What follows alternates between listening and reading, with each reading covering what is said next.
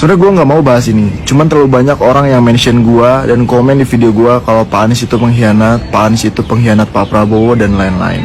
Jadi mau gak mau, gue harus bahas tentang masalah ini. Di sini gue bukan pengen menyudutkan satu pihak atau kayak gimana, cuman ya mau gak mau gue harus mengcounter ini semua dan semoga kalian bisa menerima. Yang pertama, kalian bisa cek videonya di mana-mana. Jadi sebenarnya calon gubernur 2017 dari Partai Gerindra itu bukan Anies Baswedan, tapi Sandiaga Uno. Kenapa tiba-tiba jadi Anies? Karena Anies diminta oleh umat, diminta oleh rakyat, dan juga diajukan oleh PKS. Ketika itu sendiri, Sandiaga Uno juga bilang bahwa Sandilah yang membawa Anies ke Pak Prabowo dan meminta Anies yang jadi gubernur. Jadi Pak Sandi yang minta, bukan Anies yang pengen jadi gubernur. Itu yang pertama. Jadi ketika Anies menjabat menjadi gubernur, janjinya Anies ya dia menuntaskan 5 tahun di Jakarta. Kalau misalnya emang Anies itu berniat untuk mengkhianati Prabowo ketika 2019, mungkin Anies bakal jadi cawapres di lain atau jadi capres mungkin melawan Pak Prabowo. Tapi buktinya Anies menuntaskan 5 tahun. Dan itu jenis komitmen yang mungkin gak semua bisa lakuin. Kenapa? Karena kita lihat Pak Jokowi, apakah Pak Jokowi tuntas di Jakarta? Tidak. Apakah Mas Gibran tuntas di Solo? Tidak. Tidak semua orang-orang menjabat ini tuntas 5 tahun. Hanya menjabat beberapa tahun, ada yang langsung menjadi presiden atau jadi wakil presiden. Jadi menurut gua Anies gentleman, dia menuntaskan 5 tahun komit di Jakarta. Walaupun di 2019 ada beberapa partai yang meminta dia jadi capres, bahkan Pak Prabowo meminta Anies untuk menjadi cawapresnya Prabowo, tapi Anies menolak karena komitmen Anies kepada umat dan kepada rakyat yang waktu itu mengusung Anies. Jadi bukan cuma Gerindra loh.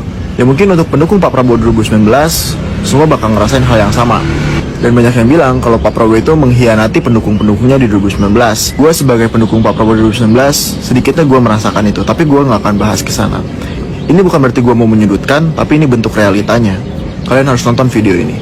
Dan sekali lagi, saya sebagai kader PDI Perjuangan, sebagai kader muda, saya akan tetap tegak lurus sesuai arahan Ibu Ketua Umum. Selamat siang, saya Gibran Rakabuming mengajak seluruh warga untuk berbondong-bondong ke TPS di 14 Februari nanti untuk memilih PDI Perjuangan dan Pak Ganjar. Terima kasih. Nah, Gibran juga sama kok. Beliau juga komit tegak lurus dengan PDIP. Beliau juga komit, bahkan beliau bilang 2024 bulan Februari coblos PDIP dan pas Ganjar Pranowo. Tapi buktinya sekarang dia menjadi cawapresnya dari Prabowo.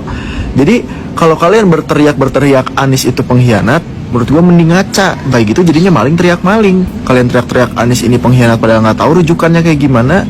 Tapi di kubu kalian juga seperti itu. Kenapa gue nggak dari awal speak up tentang Mas Gibran kayak gini? Ya udah gitu, gue nggak mau terus gue dibilang gue menyudutkan satu pihak dan lain-lain. Tapi ya gue di attack terus gitu. Ini bentuk defend gue dan penyerangan balik gue. Kalau gue diem terus juga bakal terus-terusan gue kayak gini. Jadi ini bentuk counter dari gue. Semoga kalian bisa menerima fakta yang satu ini. Bye.